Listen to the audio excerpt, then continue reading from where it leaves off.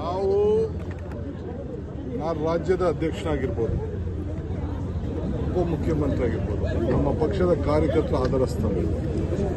ಅವ್ರಿಗೆ ನಮ್ಮ ಆಚಾರ ವಿಚಾರವನ್ನು ಪ್ರಚಾರ ಮಾಡಲಿಕ್ಕೆ ಪ್ರತಿ ಬೂತ್ನಲ್ಲೂ ಕೂಡ ಇಬ್ಬರು ಡಿಜಿಟಲ್ ಯೂತ್ನ ನೇಮಕ ಮಾಡಬೇಕು ಅಂತ ಅವ್ರಿಗೆ ಹೇಳಿದೆ.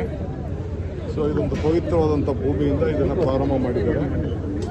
ಕಾರ್ಕಳದಲ್ಲೂ ಕೂಡ ಪ್ರತಿ ಪಂಚಾಯತಿಯಲ್ಲೂ ಕೂಡ ಅಧ್ಯಕ್ಷರುಗಳ ನೇಮಕ ಮಾಡಿದ್ದಾರೆ.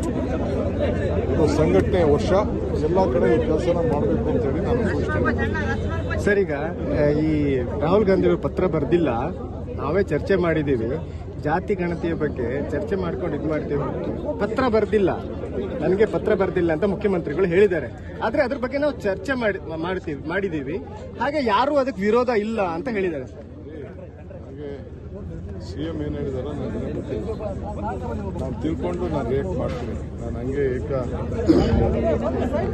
ಏನು ವಿಚಾರ ಅಂತ ನಮ್ಮ ಪಕ್ಷದಲ್ಲಿ ನಾವು ಎಲ್ಲ ಜಾತಿಗೂ ಸಮಾನತೆಯಿಂದ ನೋಡಬೇಕು ಅಂತ ಒಂದು ಮಾರ್ಗದರ್ಶನ ನಮಗಿದೆ. ಮೊದಲಿಂದ ಕೂಡ ನಮ್ಮ ಸಿದ್ಧಾಂತ ಇದೆ.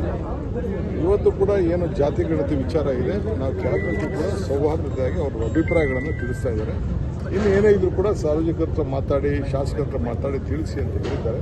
ಆ ಕೆಲಸ ಎಲ್ಲ ನಮ್ಮ ಮಂತ್ರಿಗಳು ಮಾಡ್ತಾರೆ. ಸರ್, ಈಗ ಮತ್ತೆ ನಿಮ್ಮನ್ನ ಇವರು ಮಾತಾಡಿದ್ರೆ ಹೇಗೆ ಆರೋಗ್ಯ ಅವರಿಗೆ ಮಾತುಕತೆ ಮಾಡಿದ್ರೆ ಅವ್ರ ಜೊತೆ ಕರೆ ಮಾಡಿದ್ದೀರಾ ಅಂತ? ನಾನು ಯಾರಿಗೂ ಕರೆನೂ ಮಾಡಿಲ್ಲ, ಏನು ಮಾಡಿಲ್ಲ. ನಮ್ಮ ಜಿಲ್ಲೆಯಲ್ಲಿ ಆ ಪೊಲೀಸ್ನ ಕಾನೂನು ರೀತಿ ನೀವು ಚೌಕಟ್ಟಲ್ಲಿ ನೀವು ಕೆಲಸ ಮಾಡಬೇಕು ಅಂತ ನಾನು ಹೇಳ್ತೇನೆ. ಮರ್ಸಿರಸ್ಸಾಗೆ ನೀವು ಇದನ್ನು ಡೀಲ್ ಮಾಡಬೇಕು.